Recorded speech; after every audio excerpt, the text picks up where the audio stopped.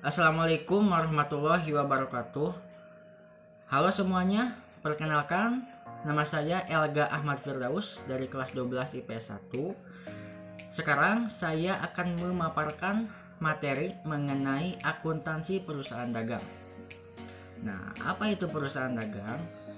Perusahaan dagang merupakan perusahaan yang aktivitas utamanya yaitu membeli, menyimpan, dan menjual kembali barang dagang tanpa memberikan nilai tambah terhadapnya. Nah, yang dimaksud nilai tambah di sini yaitu berupa mengolah atau mengubah bentuk atau sifat barangnya sedemikian rupa sehingga memiliki nilai jual yang tinggi. Perusahaan dagang mempunyai aktivitas utama dengan memperjualbelikan barang dagangannya yang berupa bahan baku, barang setengah jadi, atau barang jadi. Selain dari itu, barang yang diperdagangkan berupa dari hasil pertanian, perkebunan, hasil hutan, dan barang hasil industri pengolahan atau biasa disebut manufaktur. Kemudian ciri-ciri perusahaan dagang yang pertama, pendapatan utamanya berasal dari penjualan barang dagangan. Yang kedua, biaya utamanya berasal dari harga pokok barang yang terjual dan biaya usaha lainnya. Yang ketiga, dalam akuntansinya terdapat akun persediaan barang dagangan. Yang keempat, sebagai perantara antara produsen dan konsumen. Yang kelima, antara barang yang dibeli dan barang yang dijual sama atau tidak ada perubahan. Yang keenam, tujuan utamanya mencari laba dengan cara menjual barang dagang dengan harga lebih tinggi dibandingkan dengan harga belinya. Lalu, akun yang dipergunakan untuk transaksi yang berhubungan dengan pembelian.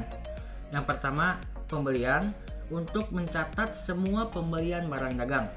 Yang kedua, retur pembelian dan pengurangan harga, mencatat semua transaksi retur pembelian dan pengurangan harga.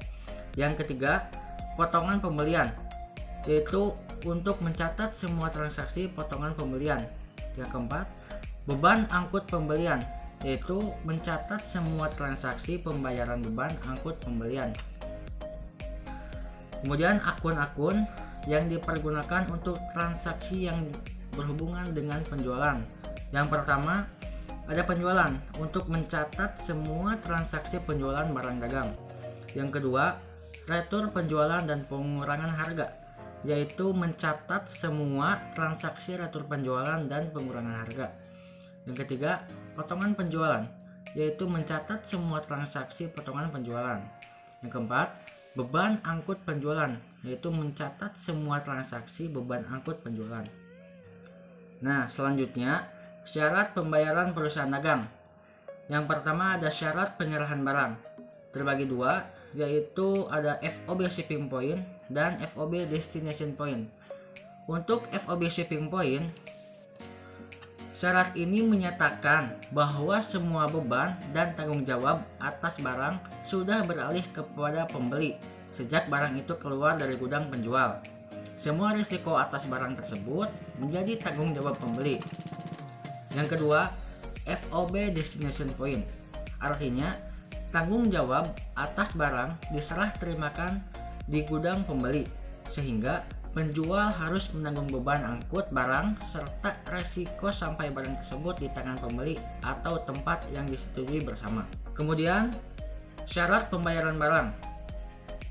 Saya ambil contoh, yang pertama ada 3/10 N/30. Artinya, pembayaran dilakukan dalam waktu 10 hari sejak tanggal jual beli. Diberikan potongan harga 3%.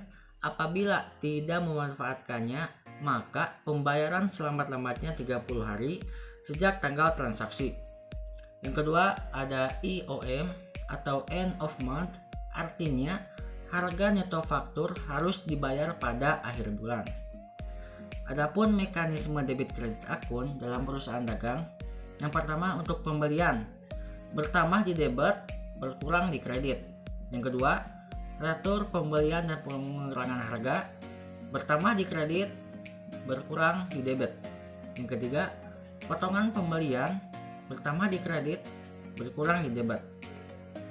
Selanjutnya, penjualan bertambah di kredit dan berkurang di debit. Lalu, retur penjualan dan potongan harga bertambah di debit dan berkurang di kredit. Dan untuk potongan penjualan bertambah di debit dan berkurang di kredit. Nah, adapun bukti-bukti transaksi perusahaan dagang. Yang pertama ada faktur, yang kedua ada memo debit, yang ketiga ada memo kredit, yang keempat ada bukti kas masuk, dan yang kelima ada bukti kas keluar. Nah, sekian pembahasan singkat mengenai akuntansi perusahaan dagang. Mohon maaf yang sebesar-besarnya apabila terdapat banyak kesalahan dalam penyampaiannya, karena saya juga masih dalam tahap belajar. Sekian, terima kasih. Wassalamualaikum warahmatullahi wabarakatuh. Bye.